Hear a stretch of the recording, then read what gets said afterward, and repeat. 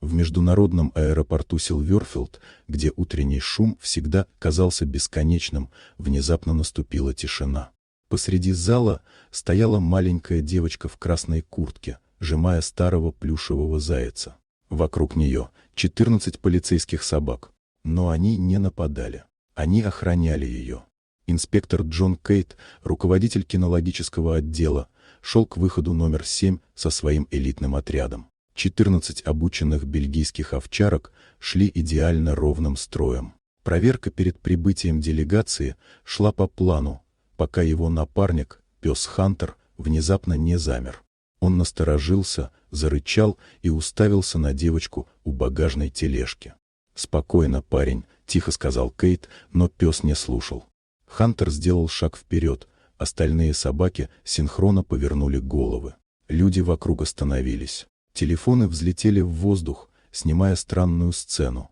Полицейские псы окружили ребенка, будто образуя живой барьер. «Эй, милая», — мягко обратился Джон, — «ты потерялась?»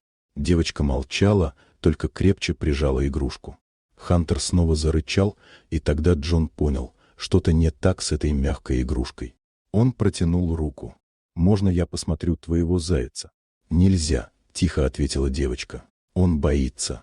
В тот момент в зале загудела сирена. Система безопасности уловила несанкционированный сигнал. Хантер подался вперед, носом почти касаясь игрушки, и залаял. Остальные собаки сомкнули кольцо, отворачиваясь наружу. Теперь они защищали ребенка от внешней угрозы. Офицеры активировали тревогу, терминал эвакуировали. Джон осторожно взял игрушку и ощутил: внутри металл. Сканер подтвердил: проводка и батарея. «Черт!» — выдохнул он. «Это не игрушка».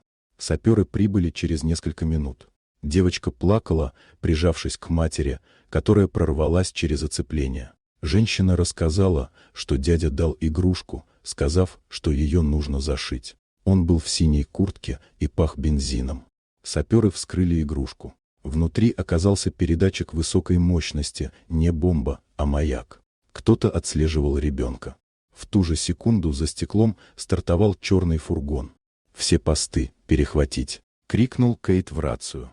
Хантер рвался вперед, чувствуя погоню. Через несколько минут фургон блокировали у восточного выезда. Один из подозреваемых был задержан. Он лишь усмехнулся и сказал: «Уже поздно». И в этот момент в другой части терминала нашли сумку со взрывчаткой. Джон с Хантером первыми ворвались на место. Бомба была активна. Сапер подключил дезактиватор. Несколько мучительных секунд, и сигнал сменился с красного на зеленый. Угроза обезврежена. Толпа аплодировала. Девочка впервые улыбнулась, глядя на собак. Мать прошептала: «Если бы не они, нас бы не было». Через неделю в аэропорту повесили табличку: «В память о команде К-9, спасшей ребенка». Инспектор Кейт стоял рядом с Хантером, глядя на солнце, пробивающееся через стекло. «Еще один день, партнер», — сказал он. Пес махнул хвостом, будто отвечая: «Мы готовы». И когда они уходили по залу, звук шагов и лап напоминал всем: герои не ищут славы, они просто спасают.